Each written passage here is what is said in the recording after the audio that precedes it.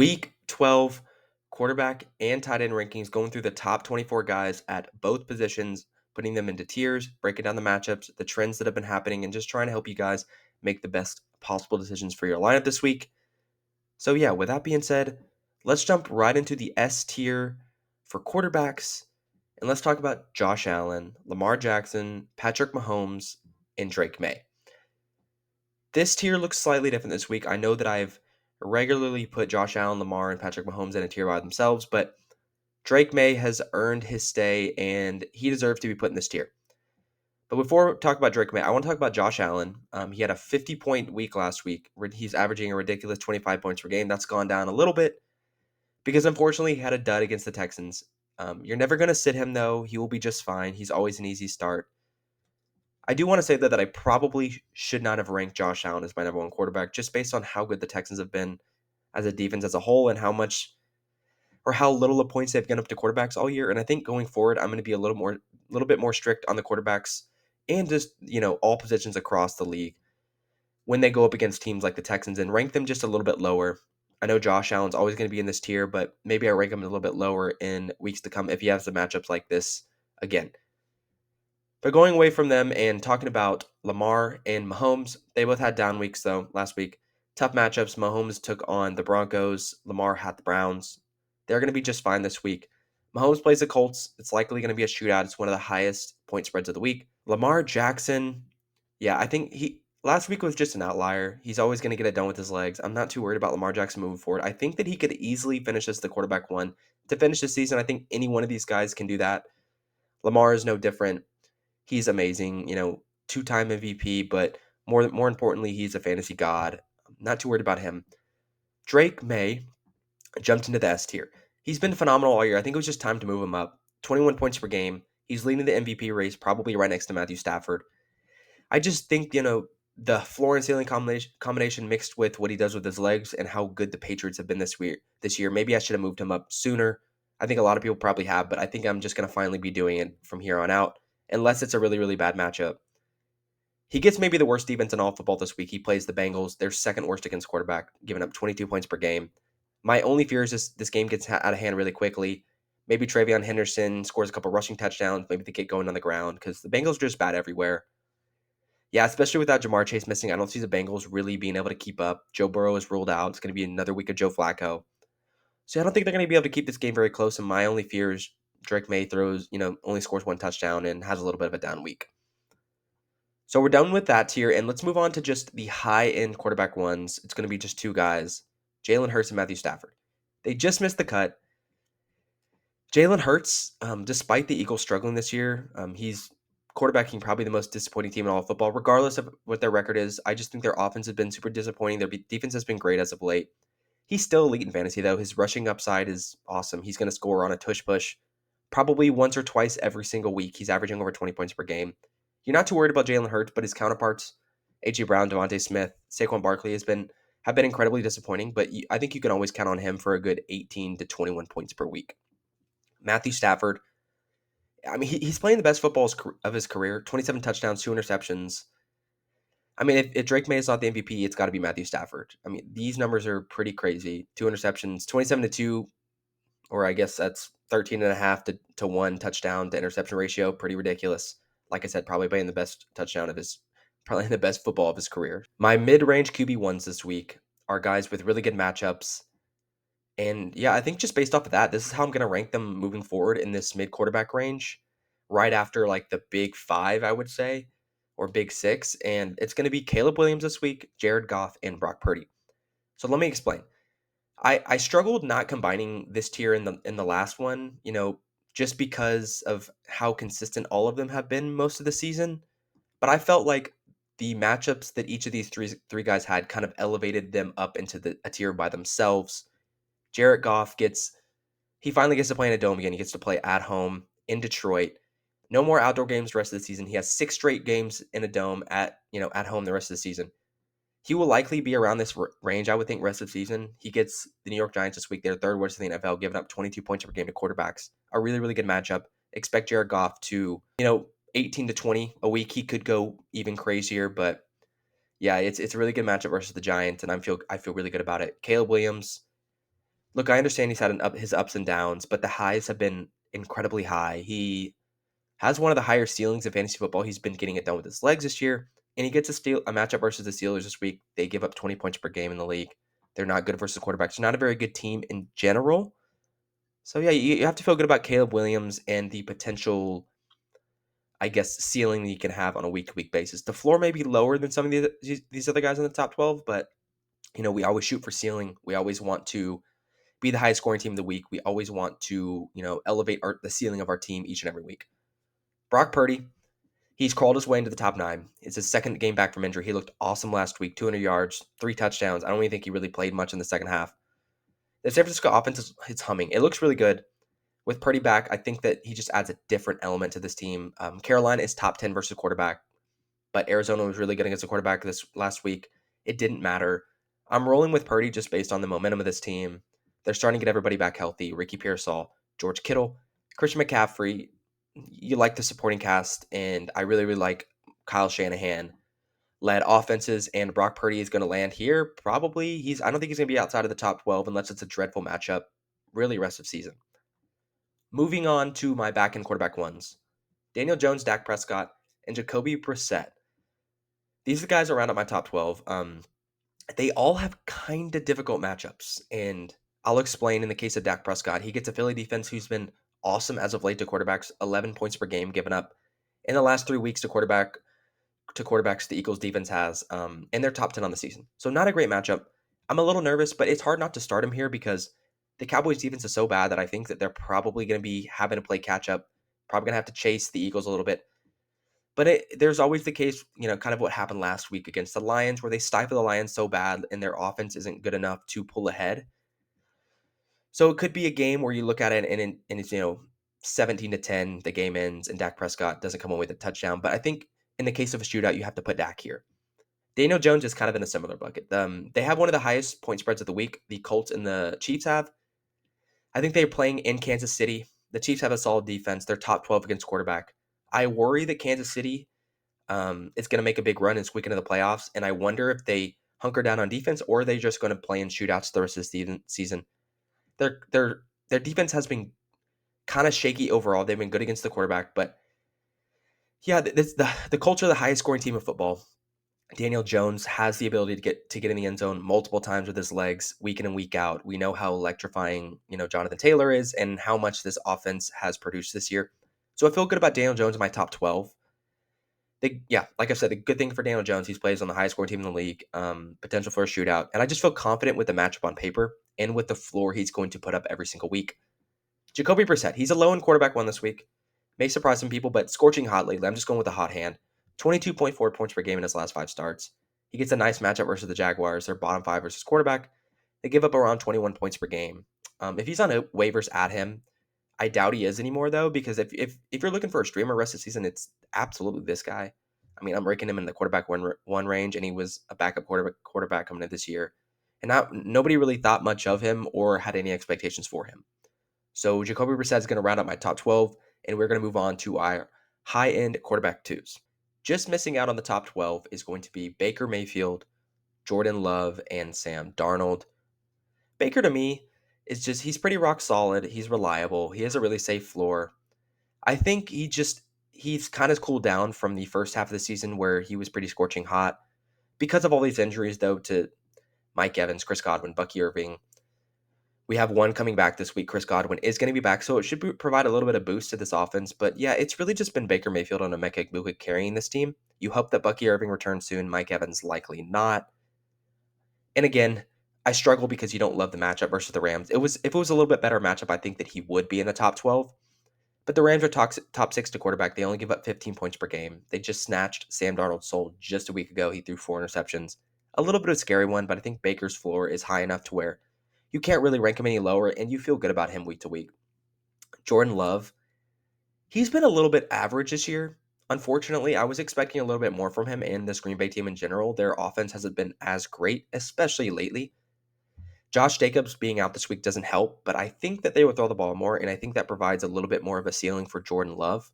They tend to lean on Josh Jacobs when he is playing, so I think they'll go with more of a passing script, and it is a really important game versus division rival this week playing the Vikings. And there's always a potential for a shootout in division games like this, and I think that Jordan Love and this Green Bay offense is capable of that each and every week.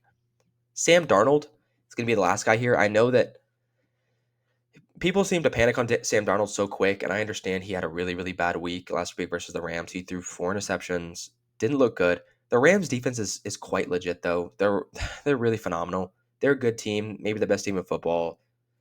And quarterbacks, they're gonna have bad weeks. I mean, Sam Darnold was absolutely going crazy, and he ran into a buzzsaw. He ran into the Rams defense. Better days are ahead though.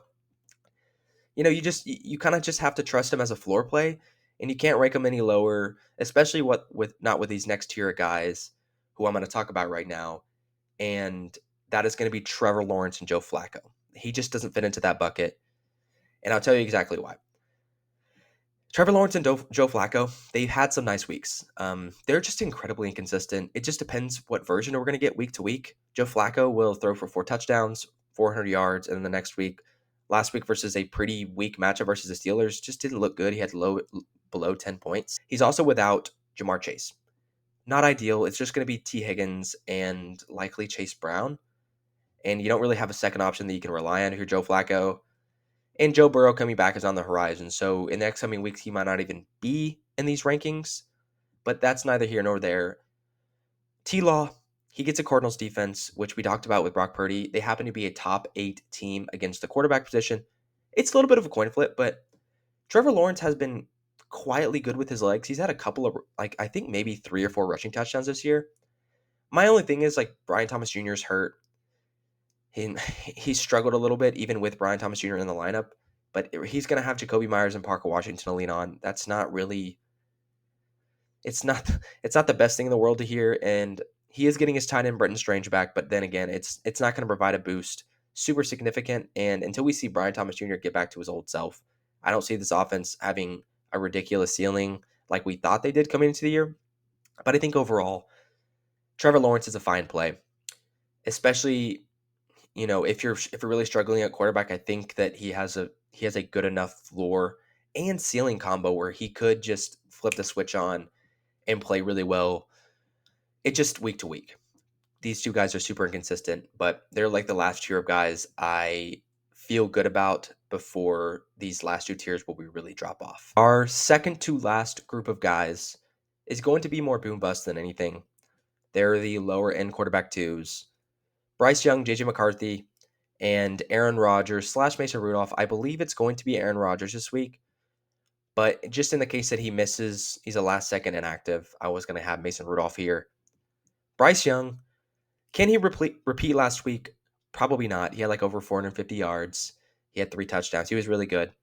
But the potential this week against the 49ers has a lot of potential to be a good one for him. Bryce Young tends to perform better down the stretch. The 49ers also give up 19.5 points per game to quarterback. If there's any truth, like I said, to Bryce Young playing better at the end of the season, these are the spots that you want to be putting him in your lineup, if at all, at any portion of the season. If you're struggling with a bye week to a Bo Nix, or if you're struggling to find a fill-in because everybody has picked up the more useful ones off waivers, I think that Bryce Young, if he's hanging around out there, you can maybe trust him for 1 week versus a 49ers defense that isn't great, especially versus the pass. Aaron Rodgers, like I talked about, may or may not play. We just aren't sure. I think he's going to go though, but if he plays, I think you have to rank him here. Even if he's banged up, the Bears, not a great defense. Aaron Rodgers, not the highest, I guess, ceiling, but the floor has been fine week to week. The Bears give up 21 points per game to quarterbacks. They're 4th worst in the NFL. It's a good matchup. It's a good spot. But yeah, if Mason Rudolph plays, I think he can be serviceable in a good matchup. JJ McCarthy, he's so close to being in the last tier. I'm like 1 more week from putting him in there. He's been extra bad and like as a real life quarterback, but he's been somewhat serviceable in fantasy just because of how much he uses his legs. He's good for maybe 30, 40 yards on the ground each week, which once again, we always talk about elevates a player's floor and ceiling. It's just a matter of if he can find it. He has Jefferson, he has Addison, he has TJ Hawkinson, he has Aaron Jones, he has the head coach and coordinator to do it. It's just a matter of when or if he can put it all together. So that is all for that group of guys. And we are going to go all the way down to the desperation plays and talk about Tyrod Taylor Davis Mills, Geno Smith, and Jameis Winston. This tier's ugly. I completely get it. Jameis Winston is here because, yeah, Jackson Dart did not clear concussion protocol. I got really excited about Jackson Dart coming back this week. I thought he was going to be ready to play Detroit. It was a good matchup. But I think that if you're going to put Jameis Winston anywhere, it's going to be here. I don't even know if he'd be ranked if some of the guys were playing that didn't have bye weeks, but Detroit can be exploited through the air. Their defense has not been great, especially the secondary. Jameis doesn't have the best set of weapons. There's no Malik Neighbors, of course, so I'm not expecting a ton, but he probably is the best option here. Moving on to Davis Mills, I hope you didn't start him on Thursday night, unless you're just so desperate that there's absolutely nothing in your waivers. I mean, he had a decent game. He had 2 passing touchdowns, but there's a reason he barely makes the top 24 when 4 or 5 guys are on bye week. Geno Smith, if you can this week, just avoid him. He's playing the Browns. They're number 3 in the NFL versus quarterbacks. They give less than 14 points per game. That's absolutely brutal. You saw what they did to Lamar last week. It's a bad matchup and an even worse offense that he plays in. Yeah, I mean, they're like bottom 3 in all football, and I think just overall offense. And Geno Smith couldn't even get it done versus an awful Cowboys defense. So why should we trust him this week against the Browns? But he's here in the case of pure desperation. Tyrod Taylor's kind of the same. I think you feel better about him than a guy like Geno Smith. He's stepping into the Jets starter. There's little expectation. But garbage points might be where he makes his money this week against the Ravens. They're likely going to be playing from behind, and I don't see him getting benched at any point in the game because Justin Fields just got benched for him. So he's probably going to get the garbage time work, and he's going to fill in for Justin Fields with little to no weapons. We know Garrett Wilson's on IR.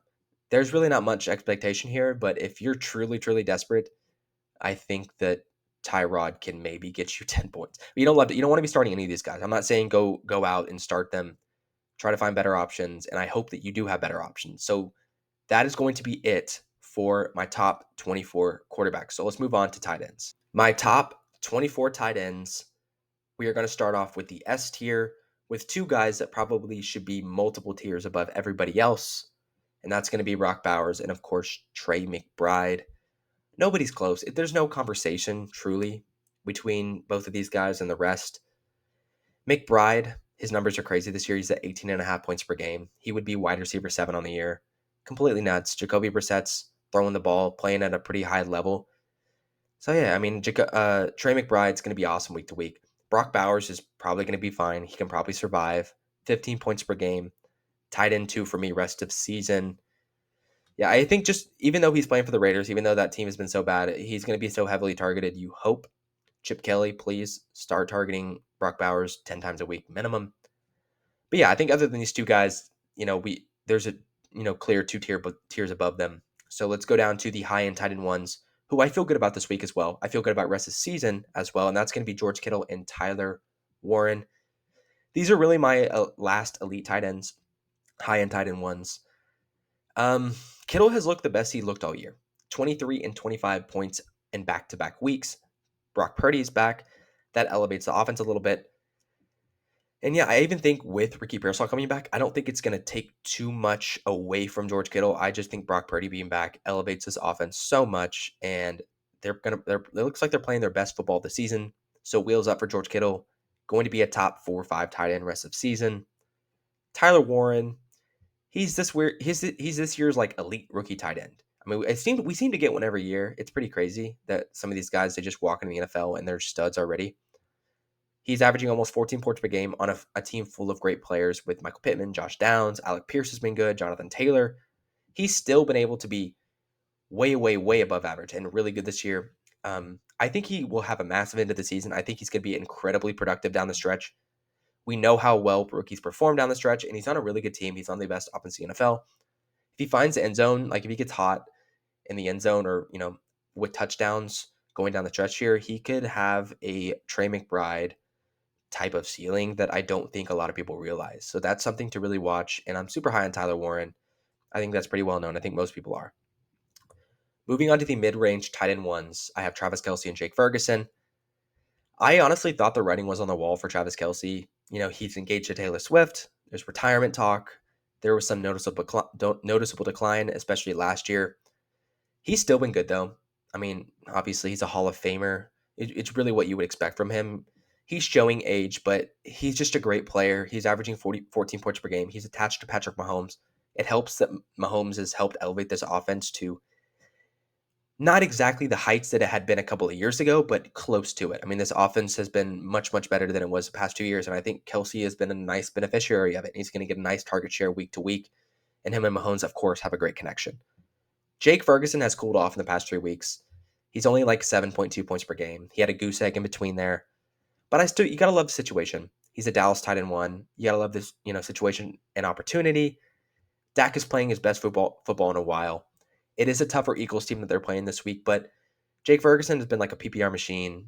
He's had weeks where he has had it seemed like 10 catches for 40 yards, which he's getting a lot of low ADOT targets, but if you're in a full PPR league, I think that you can't rank him any lower than this. He's been so productive this year. And the Cowboys, especially Dak Prescott, loves to target his tight ends up the seam and in short areas of the field. Moving on to our next group of guys, we have Dallas Goedert, Hunter Henry, and Mark Andrews. That's how fast the position drops off. Even with a guy like a Rondé Gadsden on by, it shows you just how shallow the position is. I mean, we knew it was shallow, but it even makes it more evident. Hunter Henry probably has the best matchup of the week. Not probably, he does have the best matchup of the week, and he gets the Bengals. They give up 22 points per game to tight ends. That's a lot. That's last in the NFL. Hopefully, him and Drake May can he can find him in the end zone maybe once or twice, or he can have a nice solid PPR day, catching 7 to 8 passes. You hope for the best. I hope this game doesn't get out of hand so quickly to where they sit a lot of their starters in the second half. That's my only fear, but he's in a good spot. 22 points a game is crazy to give up to tight ends, and the Bengals are just that bad. Dallas Goedert, I mean, he's more of a touchdown or bust guy. This Cowboys defense is dreadful. We know how good the Philly defense has been playing this past couple of weeks, and they may just play keep away from a Cowboys offense that has been really, really good this year. So I think that just might hurt Goddard's ceiling, and especially with A.J. Brown and Devontae Smith, how many targets they get week to week. I think you are just betting on Goddard finding the end zone at the end of the day. Mark Andrews, a little bit of the same. He's run hot on touchdowns as of late. He has 4 touchdowns in his last 3 games. Only 8 catches in that span. Lamar is back though, so I think that he's going to provide more opportunity. And the Jets defense, who they're playing this week, is very undermanned. Like I said, of course, no Quinnen Williams, no Sauce Gardner. The Jets defense is in shambles. Mark Andrews, although he's been scoring touchdowns, I think it's fine to rank him here. He looks like he's not the player he used to be. The floor ceiling combo that he used to have is not there anymore. But Lamar being back helps, and I think that there's better weeks ahead. And I think that Mark Andrews is a fine play if you don't have one of the top 6, 7 guys. Moving on to the guys running out the top 12 are my low end tight end ones, and it's going to be Dalton Schultz, Colston Loveland, and Theo Johnson.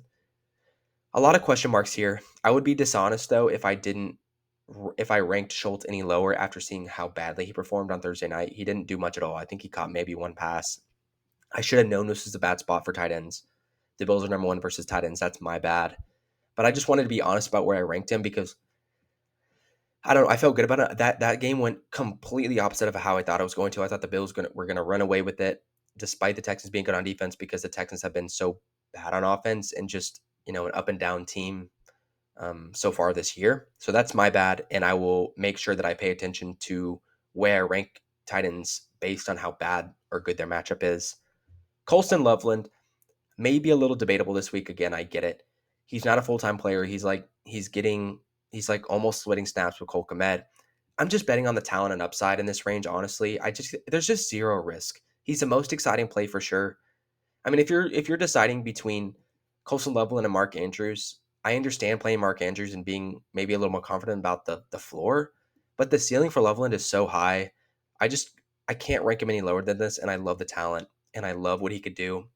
If he becomes a full-time player, maybe it happens this week, maybe it happens a couple of weeks from now, but just got to bet on the talent, and that's what I'm doing here. Theo Johnson, I wanted to rank him higher, but Dart is not going to be back. I thought they were building some really, really nice chemistry before the concussion. He had 12 points per game. Almost a 20% target share, was at 19.5% in the last 4 games with Dart under center. Jameis Winston's playing this week, and I don't think that the volume nor the efficiency is going to be there. or the opportunities to score for this Giants team, but they are playing the Lions. The Lions are decent versus tight ends, but Theo Johnson, I think he has every opportunity to, be the leading receiver on this team that only really has Wando Robinson and Darius Slayton as their top guys. So Theo Johnson's a guy I think I'm just betting on upside, regardless of Jameis Winston and Jackson Dart. But with Jackson Dart being in, I think I'm going to rank him a little higher if their chemistry continues to get better and better. My next group of guys is going to be Juwan Johnson, Harold Fannin Jr., and Cade Otton. Yeah, it's getting really sketchy here. I have Harold Fannin Jr. here. He's splitting time with Njoku as Njoku is starting to get like more and more healthy. It's a timeshare at tight end in the Browns offense. Not very sexy. I think I'm good on that. But he has all the talent in the world, and he's been super productive this year, even with Njoku in the lineup. So it's an upside play at this point. You like to play the talented rookies, the more exciting guys. So I totally understand if you want to rank Harold Fannin higher, and if you want to rank him even lower just based on how bad the Browns offense has been. Shedeur Sanders is starting this week, so the expectations are pretty low in general. So that's why I have him here. Cade Otton, he let me down last week. I'm going to be honest, and it's not looking any better with Chris Godwin being back. I doubt that Godwin plays like a full amount of snaps. He may be a little limited. I still think it warrants a bump down for Cade Otton just because it is another target coming into this offense, and historically he has not performed as well with Evans or Godwin in the lineup. But I just think it's fair for one more week for him to be at this point, I guess, until we see a significant dip with Godwin back. Johnson is probably the most intriguing play, and maybe I should have ranked him a little bit higher, but my thought process is he's just playing on a Saints offense that, yes, he's the number two option. Shaheed is not there anymore, so that probably gives him a bump as the number two option behind Olave. He's been mostly good this year at 11 points per game. He's running all the routes, greater than 7% route share, except for, I think, the week before the bye, which was 2 weeks ago. I think he got injured at the end of that game, but he was still productive. He had 4 catches, I think, for 90 yards and a touchdown. He's going to have all the opportunity to move up in the rankings as we get down the stretch. I just want to see it one more game from Tyler Shuck and see how he looks. It's a tough matchup versus Atlanta's defense, who doesn't give up a ton to tight ends. But yeah, I mean, I think at this range, you're drawing sticks out of a hat here. There's not much of a difference between a lot of these guys. So moving on to our mid-range, kind of low-end tight end twos, and it's going to be Kyle Pitts and AJ Barner paired with each other. I have Kyle Pitts dropping a little bit significantly here with the news of Michael Penix, Kirk Cousins stepping in at quarterback. Look, I'm going to be honest. I don't remember him and Kirk having very good chemistry when Kirk was a quarterback last year, so I don't think a lot of it changes. I realize Drake London's missing. I realize they're going to be lower on weapons, and Cousins may have to lean on a guy like Kyle Pitts. But I really think at the end of the day, it just sinks a ship that was barely staying afloat anyway when it comes to this offense. And I don't think Kirk Cousins is going to find his old form like when he was in Minnesota anytime soon, especially how he's looked the past year and a half, 2 years. AJ Barner, he had his best week of the season in week 11. I want to hold on putting him any higher. He is really between like the third and fifth option of the Seahawks team, depending on the week. He has like a 12% target share, though. So he's ran on hot on touchdowns. You just cannot expect a lot. It's not something you can really feel good about in your lineup. We'll see if the usage from last week sticks or it carries on to this week. But until then, I'm going to have him ranked here as a mid to low end tight end too. Moving on. Dawson Knox, TJ Hawkinson, Chig Okonkwo, and Brock Wright. A little bit of a bigger tier, my low end-ish tight end twos. Knox had a bad matchup versus Houston. I hope you didn't start him. The Houston defense is really, really good. If anything that the Texans or we have going for us, it's that defense, and it's a shame that the offense is so bad.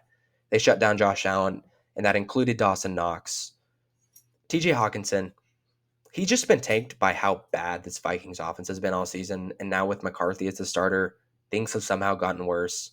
He's had less than a 15% target share in the year. It's super disappointing for a guy I think we had some high hopes for, especially JJ McCarthy. He's way worse than I thought he was going to be, despite kind of being a rookie. But yeah, he's Hawkinson's the fourth fiddle on this team, and I don't think that's going to change anytime soon unless McCarthy magically figures it out. Chig Okonkwo, is down here. He maybe gets a little bit of a bump because Io Manor and Ridley are out this week. Ridley's out for the season. So, like I said, maybe a bump in usage this week. But I don't think a lot of people have noticed that Gunnar Helm has been nipping at his heels each and every week, kind of making the timeshare, the snap share more split. And I think Gunnar Helm is maybe just a better pure tight end. We don't really know yet. Gunnar Helm um, hasn't really emerged yet, but he looks like he's possibly going to, you know, within these next couple weeks or towards the end of the season. I have Brock Wright here strictly for being the Lions starter.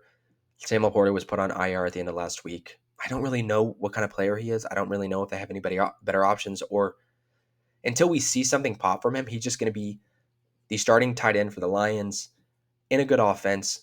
The opportunity is there to have a significant role. I know it's going to be hard with Amon Ra and Jameson Williams taking up a lot of that, and of course Jameer Gibbs, but you just never know. He could take on, if he takes on what 80% of what Sam Laporta did, I think that's good enough to maybe even be ranked higher from here on out. But until then, I have Brock Wright here just strictly for being a Lions starter. And finally, we're going to end it off with the last three players, our low end desperation tight end twos: Brenton Strange, Mason Taylor, and David Njoku. Yeah, like I said, this is pure desperation. We have a sleeper coming back this week that I think can be a sneaky play. Brian Thomas Jr. and Travis Hunter. Travis Hunter's gone for the year. Brian Thomas Jr. is out again this week. Brenton Strange finally returns from IR. He could be, a guy that we could trust as a mid to possibly high-end tight end two, just based on the opportunity in this offense. We don't really know what he was as a player. He was fine. I think he was averaging just over 8 points per game before he got injured. The opportunity is all there. We just have to see if he is going to be productive in that role. So until then, I'm going to have him here, especially just coming back from injury. I don't know how many snaps he's going to play. I don't know how much he's going to be involved. Mason Taylor and Njoku, they're both on atrocious teams that don't throw the ball a lot. They have backups or a backup to the backup. In the case of Njoku, with Shedeur Sanders starting this week, not intriguing at all. Not guys you want to start, not guys you want to put in your lineup. Mason Taylor, of course, has that rookie tight end upside, especially with Garrett Wilson out. But with Tyrod Taylor starting, I guess it's a little bit better than Justin Fields, but you can't really expect too much. Njoku, he's finally healthy, but he's been outproduced by Harold Fannin Jr. pretty much every single week. And even if he starts to eat into Harold Fannin Jr. snap share, I just think it hurts both of them. It just limits the possibility that him and Fannin could both be productive, or one of them could be productive. So, yeah, that is going to round out my top 24 tight ends and is going to end off this top 24 tight end and quarterbacks for week 12. Thank you guys for watching. And I really hope that I could help you guys out and help make, squeeze the margins and make the best possible decisions for your lineup this week. I hope everything goes well. Hope you get your win. Hope that it helps you inch closer to a fantasy playoff berth or helping you get that bye week. So I will see you guys in week 13.